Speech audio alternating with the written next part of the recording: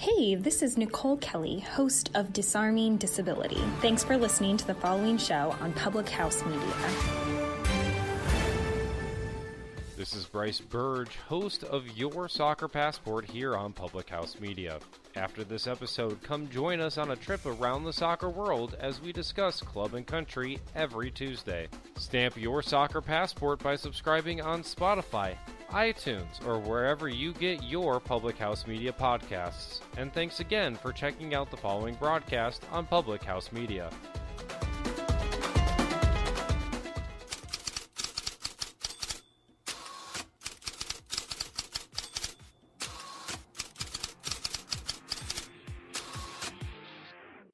The latest headlines. The Houston Astros, the defending World Series champions, got better adding Garrett Cole. The insightful interviews. Rick Serritella, NFL Draft Bible. With how much emphasis is put on the position, yet how many over the last couple of years we've had questions. Why do we put such an emphasis on drafting a quarterback number one overall? The bottom line is there's not enough good quarterbacks to go around. And I think with the new CBA, it's really a low-risk gamble now. If you look at the playoff teams, the common denominator, good quarterback play.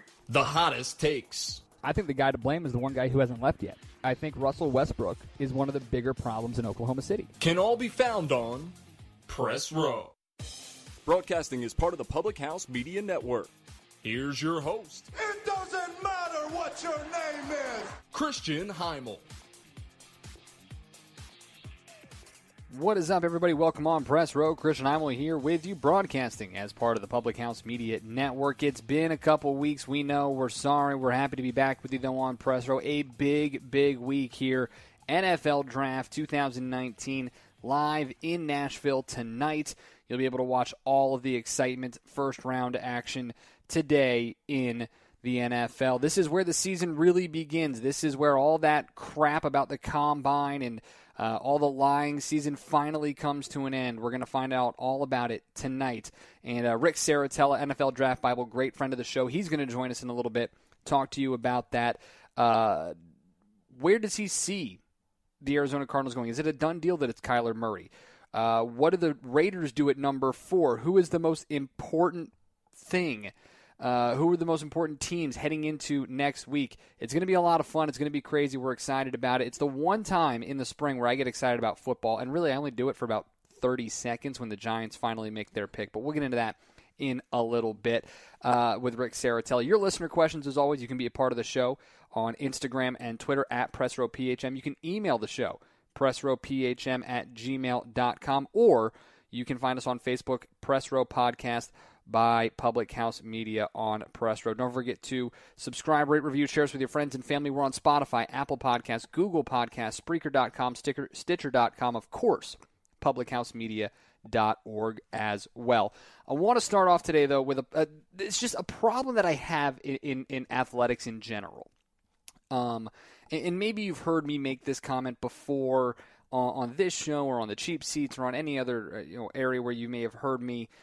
I have a very big problem where we try to put blame on other people.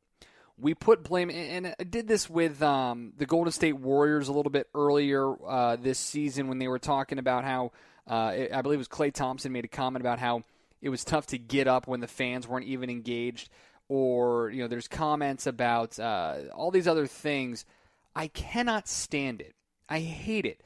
When professional athletes blame officials for a call, there is so much that goes on during a game that to say one call by an official completely changed the game is asinine to think that. It really is.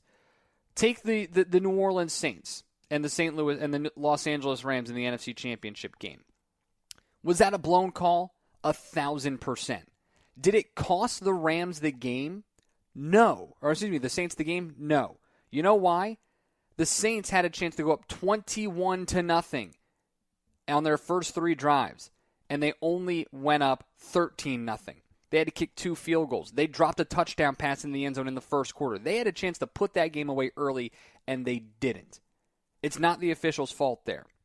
So, Vegas Golden Knights fans, Jonathan Marchessault, I'll tell you right now, the penalty in Game 7 on Tuesday night did not steal the game from you guys. Jonathan Marchessault, for those of you who didn't know, the Vegas Golden Knights lost Game 7 to the San Jose Sharks after having a 3-0 deficit. They lost in overtime. Marchessault, and a lot of this came on a hit in the third period on Joe Pavelski from Cody Eakin that injured Pavelski. Cross-check, he was called for a 5-minute major, which what that does is it basically keeps the power play alive for all 5 minutes. They can score as many times as they want. Just because they score once doesn't mean it goes back to even strength.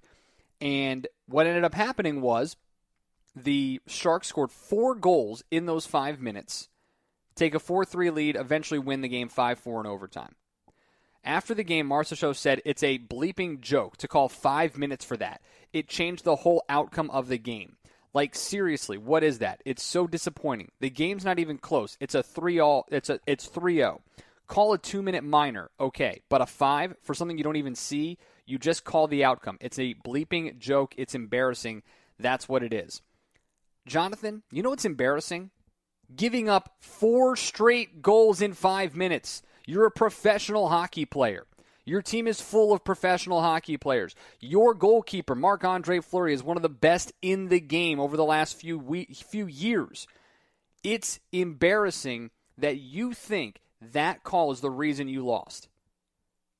The fact that the Vegas Golden Knights couldn't have the mental fortitude to fight through that call, whether you disagree with it or not, stand tall defensively, and not give up 4 goals in 5 minutes.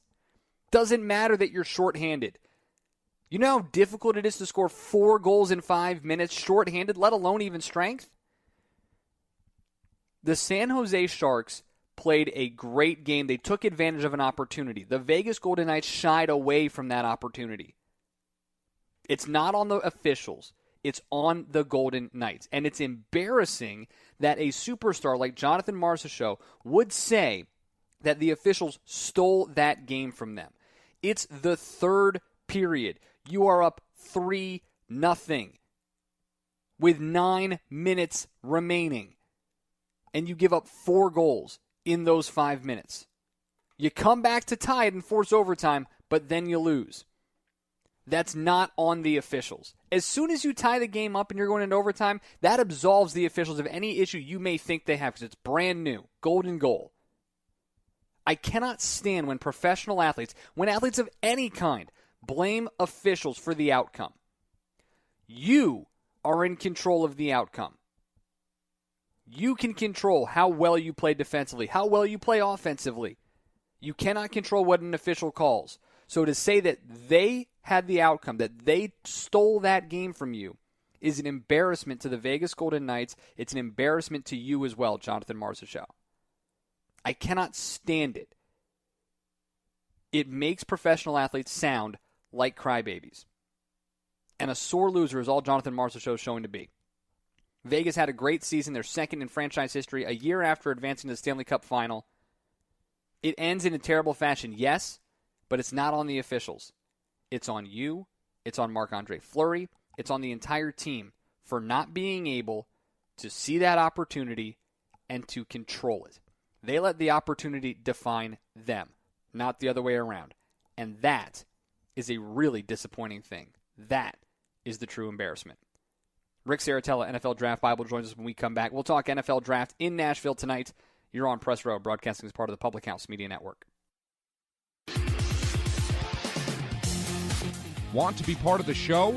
Go to Facebook and search Press Row Podcast Public House Media. Or find us on Twitter and Instagram at Press Row PHM. You can also email the program, pressrowphm@gmail.com.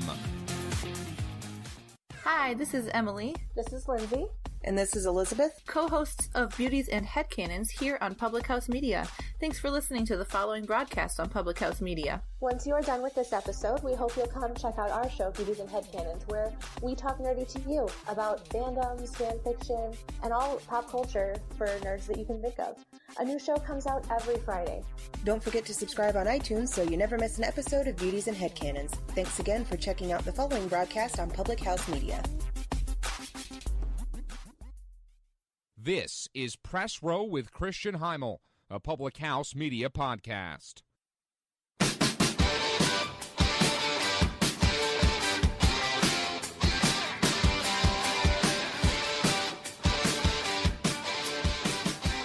Welcome back on Press Row, everybody. It is draft night, April 25th, 2019, the moment where football once again seems to take over our lives. And one of the gentlemen who helps us break it down, he's been a really good friend of the show, and we're happy to have him back here, of the NFL Draft Bible, Rick Serritella. Rick, we talked to you a couple of weeks ago. Lying season is finally going to come to a close. We're finally going to know who the number one draft pick is later tonight. Yeah, Vegas has got some strong odds on Kyler Murray being the first overall pick, which tells me, this has been the worst kept secret for quite some time. To me, the more intriguing drama will be, where does Josh Rosen wind up at this point? I think Murray is all but signed, sealed, and delivered. How do you know who's being truthful? When you talk to people and when you try to figure out where certain players are going, how do you know who's being truthful? To be truthful, the people that I do rely upon that give me the accurate, credible information, because, the legitimate bona fide sources that trust me know that they can share information with me and I won't go and blow up their spot. To me, I've spoken to scouts and they'll say, hey, the GM will tell you, like, hey, you can talk about this list of 20 players. You can talk about these guys to the media. These guys we're keeping to ourselves. And, hey, these guys, we don't think we have a shot at these players. But you know what? If you want to put something negative out there to the media, maybe they can drop and slide down to us. So I think there's a lot of shenanigans. I think the media a lot of times takes the bait. But then a lot of times also when there's smoke, there's fire. And I guess we're going to find out. It sounds like the Giants and Redskins are now battling for the rights to Daniel Jones. So we'll see how much smoke and how much truth there is to that. It's interesting you just brought up Daniel Jones with the Giants and the Redskins. That would then lead one to believe that if Kyler Murray is number one, Dwayne Haskins goes number 4 to Oakland. I don't know if that's necessarily true because, especially if now you have the Redskins trying to move up ahead of the Giants, say the Redskins trade up to 3. Now, suddenly Murray and Jones are off the board. The Raiders are going to have their choice of Bosa or Quinn Williams. And to me, the more teams jump up and move ahead of Oakland and take a quarterback, that means one of these cornerstone defensive talents is going to slide into Oakland's lap. And you know what? I'm not sure that Dwayne Haskins to Oakland is a sure thing, because if they have a choice between Bosa and Quinn Williams, boy, oh boy, that's going to be tough to pass up. Would kind of help the John Gruden, backers and apologists if he was able to take a Quinnen Williams or a Bosa after trading away Khalil Mack. But I'm interested to get. This is one of the strangest situations I think I've seen in a long time, where a team like the Arizona Cardinals, a year after taking a quarterback with a high first-round draft pick, have the number 1 overall pick, a brand new coach, and are likely going to take another quarterback here. How strange is this whole situation with the Cardinals at the top of the draft? Never seen anything like it. The fact that a GM can essentially say, hey, I made a mistake with the head coach. I made a mistake drafting a quarterback in the first round. I'm going to hire a new head coach. In between, I'm going to get arrested with DUI. Then, oh, by the way, we're going to draft another quarterback in the first round. Steve has some incredible blackmail on Michael Bidwell, or just, incredible respect inside that building. But, my mock draft just came out on the NFLDraftScout.com, and as I stated, this Kyler Murray pick it's either going to be a match made in heaven or a recipe for disaster, and everybody's going to lose their job. I just don't think that there's an in between. Speaking with Rick Serritella, NFL Draft Bible here on Press Row, you and I talked about this time last year when it comes to quarterbacks and these high draft picks. And like you said last year, when you look at the playoff teams, you look at the ones that compete for championships, the common denominator is great quarterback play. But it's hard for me to look at this draft with Kyler Murray, as talented as he is, and look at Arizona, who already has a high caliber young quarterback, and sit there and go, how do you not take a Quinnen Williams or a Bosa to really shore up your defense? Yeah, I mean, it's going to be an interesting strategy, and the other end of the spectrum is this. I mean, at 5'10", 200 pounds soaking wet, who's to say that this guy, one hit, one broken leg, one fractured shoulder, one broken elbow. I mean, he could just say, hey, you know what? I'll take that guaranteed money and I'll take my ass over onto baseball. I mean, it's just crazy how much of a risk, you are essentially, if you're Stephen Kine and you're Cliff Kingsbury, you are essentially putting your whole job security on the line in favor of a Kyler Murray. So then I guess if it's not Kyler Murray, let's say that for whatever reason we've all read every single signal wrong, which it doesn't seem to be, who should be the number one overall pick in this draft?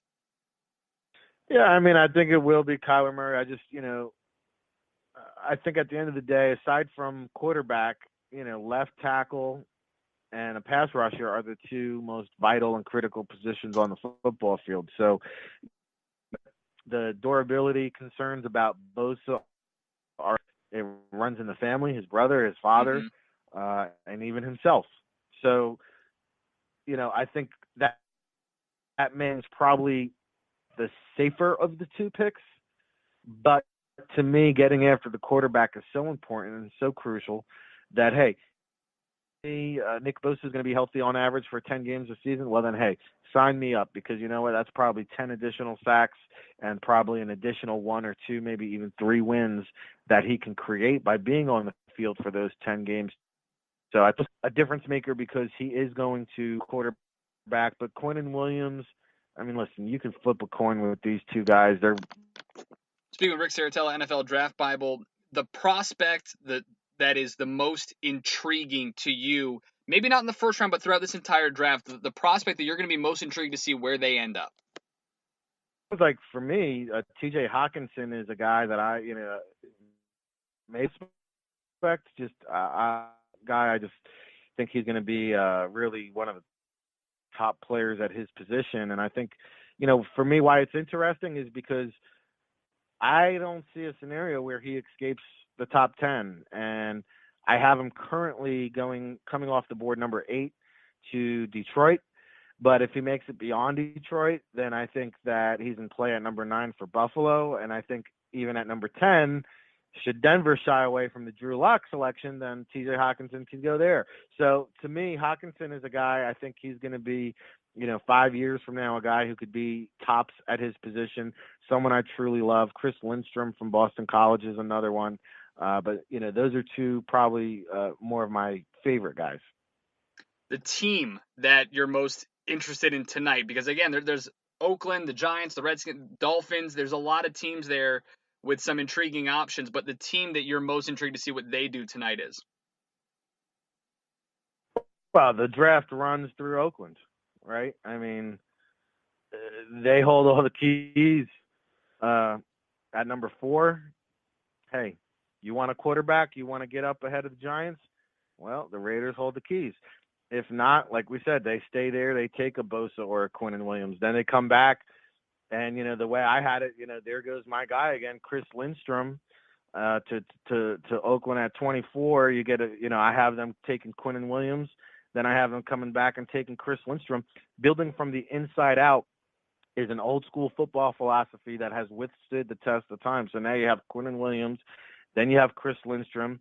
Oh, by the way, they come back at 27, and it just so happens that Rashawn Gary has a torn labrum, and he's going to take a slip and slide. So now the Raiders could potentially, Montez Sweat is another guy who's going to slide. The Raiders could potentially nab a Montez Sweat, a Rashawn Gary, put him next to a Quinnen Williams. And then, oh, by the way, tomorrow they come back with pick number 35, and, Marshawn Lynch has hung up the cleats, and, maybe they take one of those Alabama running backs to kick it off with day 2. But I think, the Raiders are going to get themselves at least 4 new starters within the first 35 picks of this year's draft. Should be a lot of fun. It all starts tonight in Nashville, the 2019 NFL Draft. Rick Serritella, the NFL Draft Bible, as always. We appreciate the time, appreciate your insight. Thanks so much, and enjoy the weekend.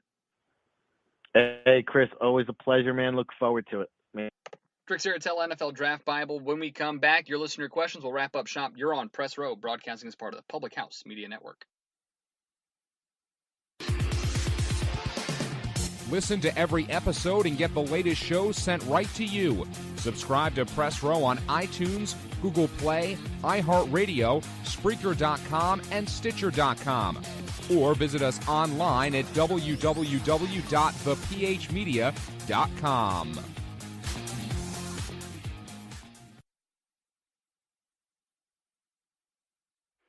This is Bryce Burge, host of Your Soccer Passport here on Public House Media. After this episode, come join us on a trip around the soccer world as we discuss club and country every Tuesday. Stamp your soccer passport by subscribing on Spotify, iTunes, or wherever you get your Public House Media podcasts. And thanks again for checking out the following broadcast on Public House Media. This is Press Row with Christian Heimel, a Public House Media podcast.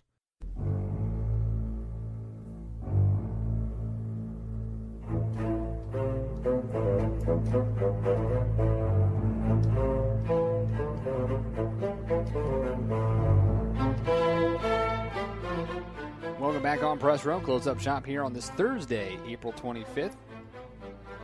Christian Heimel with you, broadcasting as part of the Public House Media Network. Big thanks to Rick Serritella, NFL Draft Bible, as always, for joining us. It's going to be interesting again. Like I said at the top of the show, this is the one time of the year in the spring that I really actually do care about football. And like I said, I only care for it about 3 minutes in because of the New York Giants and see who they pick, and then I'm pretty much good after that, and I don't really care again. But, it's going to be fun. I know a lot of people care about it, and we're always excited to talk to Rick. He's always got a lot of fun stuff with us there. So get your listener questions. As always, you can find us on social media, Twitter and Instagram handles at PressRowPHM. You can email the show, PressRowPHM@gmail.com, or you can find us on Facebook, Press Row Podcast by Public House Media. Mike wants to know, more likely to win it all, Bruins or Celtics? To me, it's pretty easy. It's the Bruins, and for 2 reasons. Number one, no matter what the Celtics do, and I think they're playing the best basketball that they've played all season long. You look at what Jaylen Brown has been able to do. You look at what Kyrie Irving and Gordon Hayward and even Al Horford and his experience, his leadership has been huge for this team. But I think the Bruins, are the best team in hockey still out there right now. Nashville's done, Calgary gone, obviously Tampa Bay gone, shockingly there.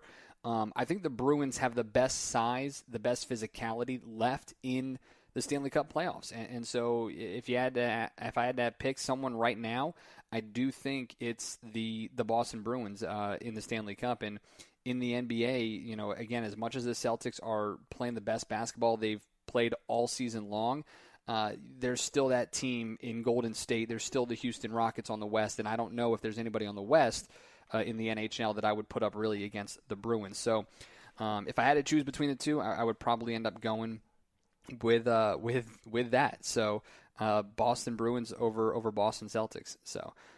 Brandon wanted to know here, Sharks over Knights in 7, is that an upset? No, it's not. I mean, the Sharks were the higher seed anyway. In that one, you look at where they were in the standings, and it wasn't a completely crazy differential there. I mean, Vegas has a lot of experience. They've got really good players, obviously, but when you look between it, it really wasn't the biggest shocker in the world there. Obviously, I know a lot of people were upset. Same, San Jose, though, more wins, better point total, better team this year, so not truly an upset there. And then last but not least, we got James here asking, Vladimir Guerrero set to make his Major League debut on Friday. Where do the Guerreros rank in your mind in terms of father-son duos in Major League Baseball? Boy, this is a lot of fun. This is really cool. Vlad Jr., one of the best prospects that we've seen in a very, very long time. He's last year hit 381 with a 437 on base and a 636 slugging at just 19. But it's really exciting to watch him, the number one prospect, and we'll be excited to see what happens. So when you look at this, at some of these players that are currently there, it's even cooler too, because you got Delino DeShields Jr., you've got Cam DeBroggian, who is the son of Steve DeBroggian, D. Gordon, whose dad was a good pitcher, Derek Rodriguez, son of Pudge, and then Fernando Tatis Jr., all former big leaguers there. You've got a couple of other really good minor leaguers there currently, Bo Bichette, whose dad was Dante, of course, in Colorado, and Kevin Biggio, whose dad was Craig. So looking at this, I mean, honestly, I don't know. We'll have to see how it ends up happening, but to me, there are three that are always going to be talked about. It's going to be Bobby and Barry Bonds, Ken and Junior and Senior in the Griffies, and then Moises and Felipe Alou. Those are going to be the three that are always going to be talked about in my mind. Where the Guerreros end up, who knows? Cecil and Prince Fielder were great. I really did enjoy, obviously, you got the Ripken family, you got the Alomar family, but in my mind, it starts and ends with Ken Jr. and Senior, and then Bobby and Barry Bonds. But who knows? We'll see how it ends up playing. Vlad Guerrero was one of the best of all time. He was so much fun to watch, and if his son has any of that kind of excitement in him, we're going to have a really, really, really fun time here, and it should be a good one here when Vlad Guerrero finally makes his move here to the majors coming up tomorrow. So we're excited about that. As always, we appreciate your guys' listener questions.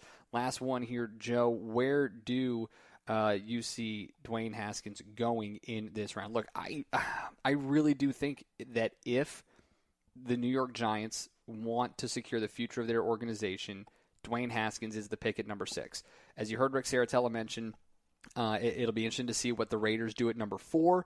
Be interesting to see what the Jets do at number 3. But it could all get blown up if the Cardinals don't go with Kyler Murray at number 1. So it'll be really, really interesting to see how this all plays out. But I think if he's there, and you guys know this if you listen to the show long enough, that I'm not always a huge fan of drafting a quarterback. But we'll see what happens here tonight with the NFL draft. As always, we love you guys listening to the show on Spreaker, Spotify, Google, and Apple Podcasts. Of course, you can check us out, publichousemedia.org. And for finding us on social media, Twitter and Instagram handle @PressRowPHM. Email the show, PressRowPHM@gmail.com. Or you can find us on Facebook, Press Row Podcast by Public House Media. Big thanks to Rick Serritella of NFL Draft Bible, as always, for joining us on the program. Always a fun conversation with him to see just what his insights are. And we'll find out tonight, just a couple hours away. NFL Draft 2019 live from Nashville. We're excited for it. It could all be just chalk and what we expect, or fireworks could fly right off the bat if the Cardinals don't take Kyler Murray. Hope you guys enjoy it. Enjoy the playoffs. Enjoy baseball. It's going to be a lot of fun. Enjoy your weekend, most importantly, and we can't wait to see you back here next week on Press Row. Broadcast is part of the Public House Media Network.